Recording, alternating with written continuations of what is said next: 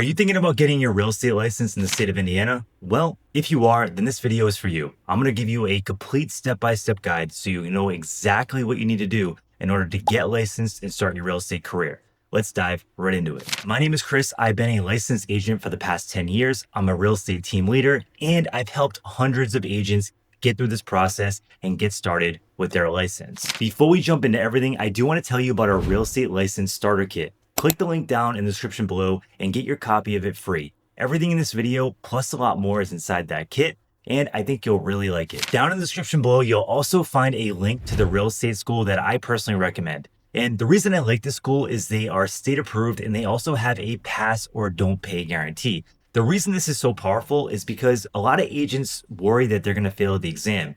And this school actually stands behind their teaching and they believe they can help you pass. That's why they offer this with some of their classes in their programs. So if you want to check them out, make sure to click the affiliate link down below. You'll be able to access different sales and discounts on their classes. Okay, so the very first step of this process is just meeting some of the basic requirements. In the state of Indiana, you must be 18 years old or older, you must have a high school diploma or a GED, and you must be a US citizen or a legal resident. Another thing to note is that you must be able to pass a background check. If there's something on your record that you think might prevent you from getting licensed, make sure to reach out to the commission ahead of time and have the conversation. If you have something that you think might prevent you from getting licensed, you might be surprised and they might be willing to make an exception. But I'd hate to see you go through this entire process and then just find out that you're not able to get approved once we get to the application part of this process. Step number 2 is completing your real estate pre-license education requirements. In the state of Indiana, you're required to complete 90 hours of state-approved pre-license education classes. And yes, I know 90 hours sounds like a ton of time to invest. But the good news is you can do these classes online. That's what I personally recommend, especially if you have a job or other things going on in your life where, driving back and forth to classes on a regular basis will just be overwhelming and too much. You can do these classes online. But if you want to do them in person, you can totally do that as well. Whatever option fits best for you is the one that I would go with. Inside these classes, you're going to learn a ton of new things. Everything from ethics, real estate finance, real estate law, real estate math. You're going to learn a ton of things. So make sure you pay attention because not only are you going to use this stuff in your career when you run into issues and problems, but you're also going to need it to pass the real estate exam, which is step number 3. Step number 3 is scheduling and passing your exam. Now, in the state of Indiana, the exam is administered by PSI Exams. To schedule this, you can go on their website or you can give them a call. Just make sure to give them notice at least 24 hours in advance if you want to schedule your test. Now, once you get to the testing center on test day, you're going to be required to do a couple things and bring a couple basic things. The first thing is a basic non-scientific calculator for the math portion of the exam. And you're going to also need to bring 2 forms of identification. This can be a US passport, your driver's license, debit cards, credit cards. This stuff will all work, but you do need to bring this on test day. Now, once you get into the testing center, you might be wondering what's actually on the exam. What should I expect? Well, you're going to be met with about 125 multiple choice questions. It's split into 2 different exams. You have a national portion and you have a state portion of the exam. And what this means is you can pass one and fail the other, and you just have to come back and retake the one that you failed. So that's the good news. And it is multiple choice. So that does help a lot, but make sure you don't rush through the exam. Because if you rush through the exam, the way these questions are worded will increase your odds of failing by a huge rate. So make sure that you take the time to read each question at least 2 or 3 times and then submit your final answer.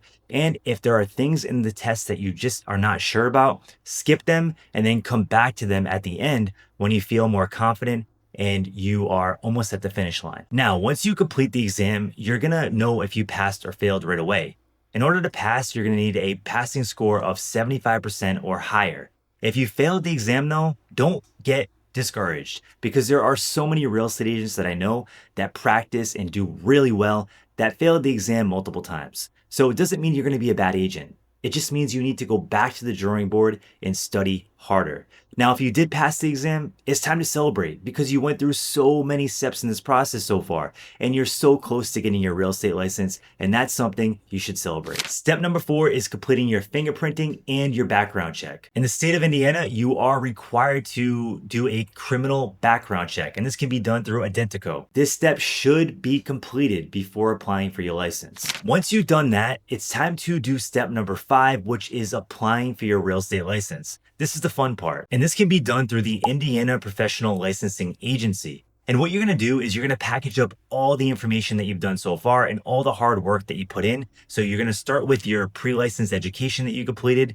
Then we're going to get our passing score to our real estate exam. And then we're going to get our past background check showing that you don't have anything on your record that would prevent you from getting licensed. Once you do that, you fill out the application, you send all that stuff in, and you have completed this part of the process. While you wait for your license to come back, it's time to work on step number 6, which is finding a sponsoring broker. This is one of the most important parts of the process, and it's honestly one of the most fun because you're going to get to pick where you work. You're going to get to select your real estate mentor, and this is the opportunity you have to really figure out which direction you want to take your career.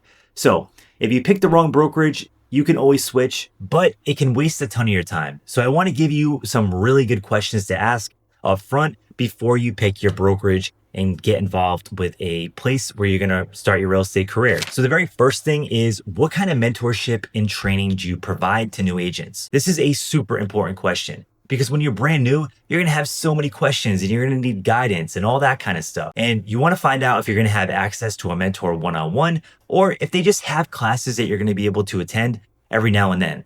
And if it's a classroom scenario, that can be totally fine if that's okay, if that's your style. But you want to find out if those classes are, centered around new agents, because that's super important. Because as a brand new agent, you're going to have questions that experienced agents don't really have. And you want to have a setting where you're able to start your career and really grow into what you need to be successful. The second question to ask is, what kind of marketing support do you offer? And how are you going to teach me to market my business? One of the major reasons people fail out of the industry is they can't figure out how to get clients. And that's because they don't know how to sell or market their business. So this is one of the most important questions to ask. And you want to make sure you align yourself with a brokerage that is going to help you grow your business a way that you know you're going to do and feel comfortable doing. So make sure to ask this question up front. And if you want more extensive things like real estate leads, you might want to ask if they have teams at their brokerage that you can interview for and maybe become a part of, because real estate teams tend to offer more things like leads that might help you get your career off the ground. And the third question to ask is, what kind of real estate splits or fees are associated with becoming a part of your brokerage? This is very important. And the first thing you want to focus on is what kind of monthly fees are involved with becoming a part of this brokerage. Some brokerages have no monthly fees. Others can cost you hundreds of dollars per month to be a part of, whether you're closing deals or you're not. And as a brand new agent, this can become very expensive. So make sure to look out for that. The next thing is you want to ask what kind of commission splits they offer. And the best way to ask this is say, hey, if I was to make a $10,000 commission, what am I going to net? Because some brokerages have royalty fees and they have all kinds of things wrapped into their splits. So make sure to ask this question and make sure you're comfortable with it. But what I do want to say is don't hyper focus on this, because if you go to a brokerage that has super high commission splits, but no support and no mentorship, the chances of you succeeding are very low. So you want to find a brokerage that has really good support, really good mentorship, and really good training, and focus less on the splits. You can always do that when you become a seasoned, experienced agent. Okay, so now that you got all the steps, you probably have some questions on top of mind. And I want to go through some of the most common questions that I get. The first one is, how much does it actually cost to get licensed in Indiana? Well, I estimate anywhere between $700 and $1,200 depending on what classes you choose, what kind of study tools you use, and what brokerage you decide to become a part of. The next question I often get is, how long does it take to get licensed? I would estimate anywhere between 7 to 12 weeks. And this is because you're required to complete 90 hours of state-approved pre-license education in the state of Indiana. So Indiana is not the most comprehensive state, so it doesn't have the most requirements,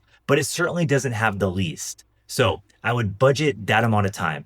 And if you go at a slower pace, that's okay too. But if you really want to be aggressive, that's what it will probably look like in order to go through this whole process and get licensed. The next question I often get is the exam hard? The truth is, yes, it can be a little difficult. A lot of people fail the exam the first time. And what I highly suggest you do is get a tool like CompuCram. CompuCram is a test-like simulator tool that will put you through test-like simulations, and it will quiz you, and it will point out what you're doing good, what you're doing bad, what you need to work on, and it will teach you all the content you need to know in order to pass your exam. So if you want to check them out, there's a link down in the description below. It's an affiliate link where you can check out CompuCram and see if it's a good fit for you. It's something that can definitely give you confidence to pass the exam. And the last question I get often is, can I start part-time? And the answer is absolutely yes. I know so many great agents that started their career part-time and then transitioned into full-time, but some agents just stayed part-time and they enjoy it. They love it. So it's totally up to you. And one of the best things that I really, really like about real estate is it's something that's totally flexible and you can build your business the way you want to build your business. So you absolutely can start this on a part-time basis. So drop a comment in the comment section below with the questions that you have that I may not have covered. Also, I want to hear from you if you're getting licensed or you're starting this process. I think it's really awesome. And make sure to subscribe to the channel and hit the like button because we're coming out with more content to help you get licensed and jumpstart your new real estate career. Thanks again for tuning in.